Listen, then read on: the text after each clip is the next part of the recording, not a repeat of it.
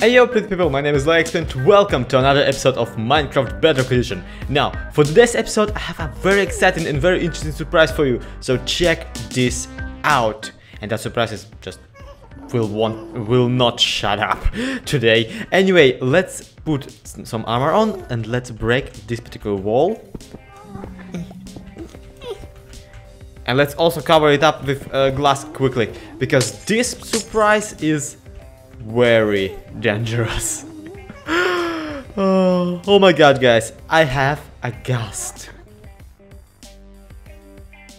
So yeah, this guy here is already name tagged and ready for domestication. He will not go anywhere and he will remain our pet forever or until we kill him accidentally, which I don't plan on doing, but I don't know, might happen.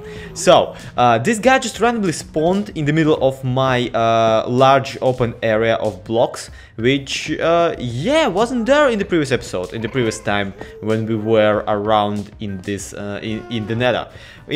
Pardon me, in the heck dimension. And you might be asking yourself and myself right now, Zloy, why are you digging out large areas in the heck dimension? And the answer is sadly way more boring than it could have been.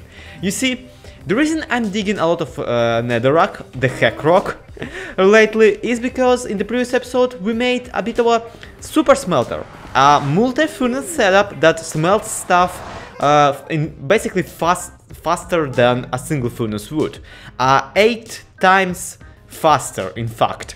So basically what happened is, whenever I make this kind of contraption, I just cannot help myself, but I keep digging stuff for it to smelt. In this particular case, of course, that stuff is netherrack, because there's plenty of it, and it's pretty useless by its own, but when you actually smelt it, you can get pretty useful nether brick, which I actually have no idea what to do right now.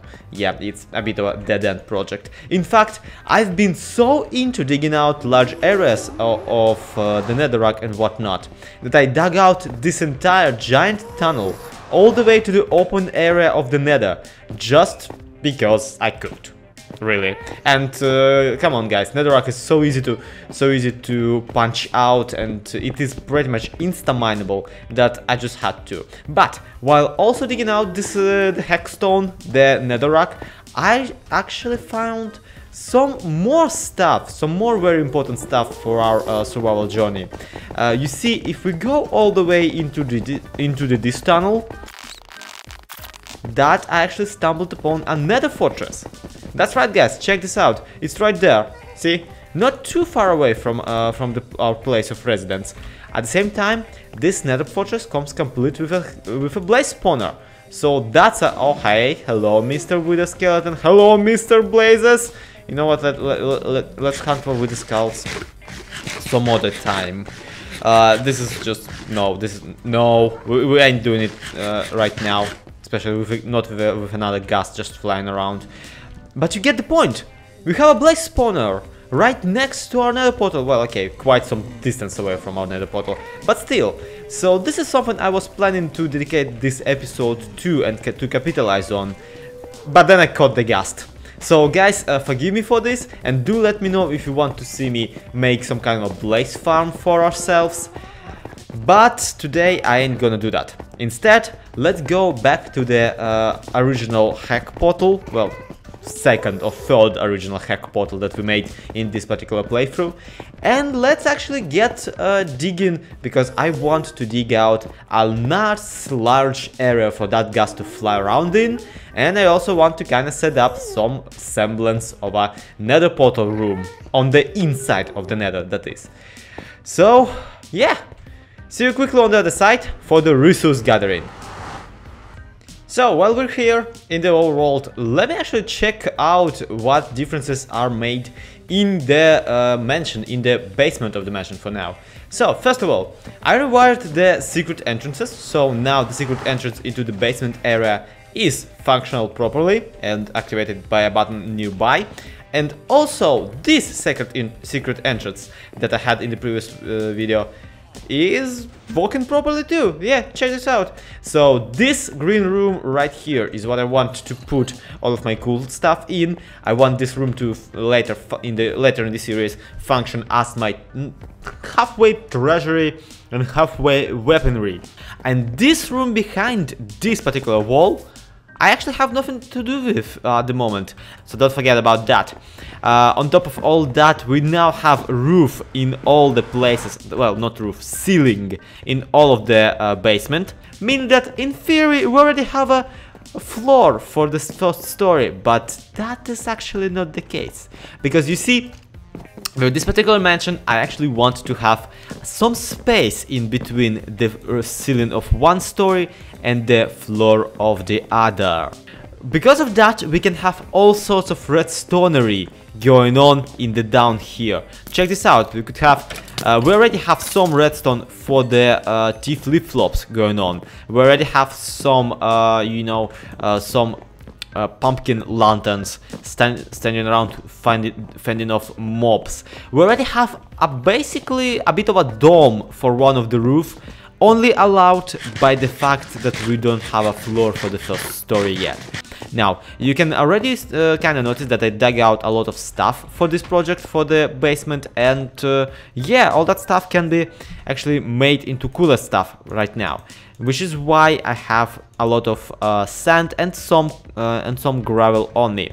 What I have in mind for the little cage of the Ghast is basically having a bit of a scenery where it's some coarse dirt, some gray concrete powder, breaking that dirt up, and also some light gray concrete powder, breaking the gray concrete powder up. Basically, my logic is this. We want to have a spooky environment for the hack dimension and for the hack dimension mobs. We want to have a spooky environment, so why don't we create basically a cemetery beyond the portal? What if we made the hack dimension the spookiest we can, basically consisting of, you know, the hack swamps that we were talking about in the original episode, where we came up with the idea of hack, with out of basically cemeteries and out of all that cool stuff. This idea kinda got into my mind after I played a bit of a fellow YouTuber and a map maker Scary Chunks, Mysteryland Scary Chunks by Vanilla Burp and one other person I can't remember, sorry, right now. Basically, their map consisted of those three biomes: a swampland, a gravery, well, a dark biome as they called it, and also a pumpkin biome, which I don't look forward to building because I don't want to have a pumpkin biome, not really. But other two biomes I really liked, and I kind of want to plagiarize, if you don't mind it. In fact, I actually did a logo for that map, and you can kind of see it in the trailer for the map, which I will definitely put in the iCards at the moment in this moment of the video. Head to the iCards in the upper right corner of the screen, check out the trailer, it's freaking delicious. And yeah, I'm guessing we'll run out of stuff to talk about. Let's go do some actual building in this episode for once.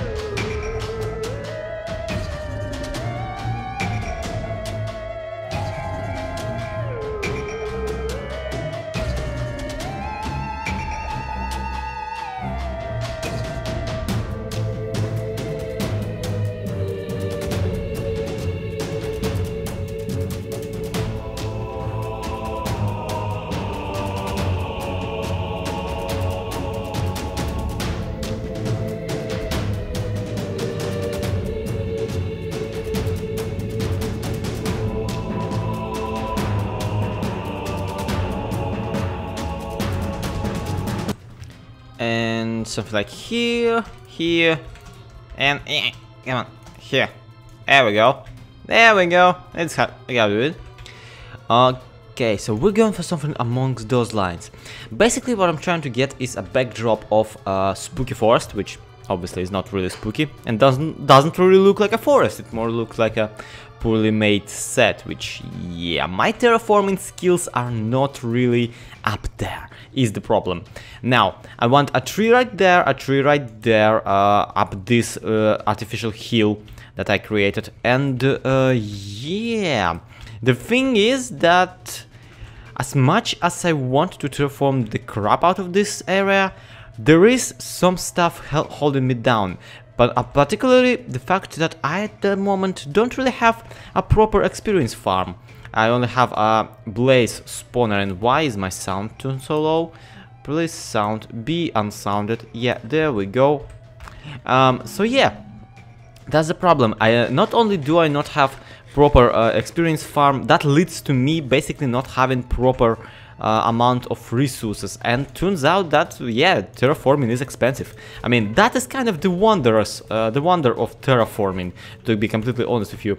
With just few blocks you can make a whole lot of difference, but at the same time it somehow piles up real quickly. So you really quickly realize that yes, you do indeed need a lot of stuff to terraform properly. This actually looks okay, if you look from a certain angle.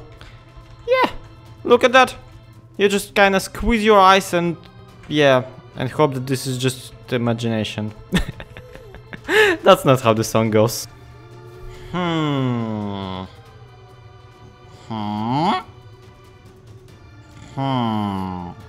Sorry, I became a villager for a moment. Yeah, this seems like a right thing that I did here. I don't really know, it doesn't quite spring at me, but as a small preview of things to come, I really feel that that does the job. I mean, I probably should do some more shearing of the plants, of the smaller plants, and put them around, like, I don't know, dark oak saplings. They can be placed anywhere without the risk of growing up. Something like tall grass, I guess some flowers. Yeah, my one issue is that this doesn't really look like a grave, and that's one issue that I don't know how to really deal with at the moment. But other than that, I say it's okay for a display, for a basically decorative display at a aquarium for a ghast. That's fine. Yeah, I really feel that like that's fine. The only problem is like, okay, I'll have to do something with the ceiling, and I will have to do something with some places where you can still see the background, like the backdrop of logs, of planks, of netherrack. Yeah, all of that will have to be dealt with. However, I must spare it for you, pretty people. We're gonna do the thing off camera in the before the next episode. And in the next episode, we're gonna let our Ghast into his new exhibit. So yeah, that's something for you to look forward to in the next video. But for now, this has been ZloXP. This has been Minecraft Bedrock Edition, which has been once again incredibly late. I really need to fix up the the schedule on this series, and I will work on that, I promise. But anyway, thank you everybody so much for watching. Hope you enjoyed the video. To be continued.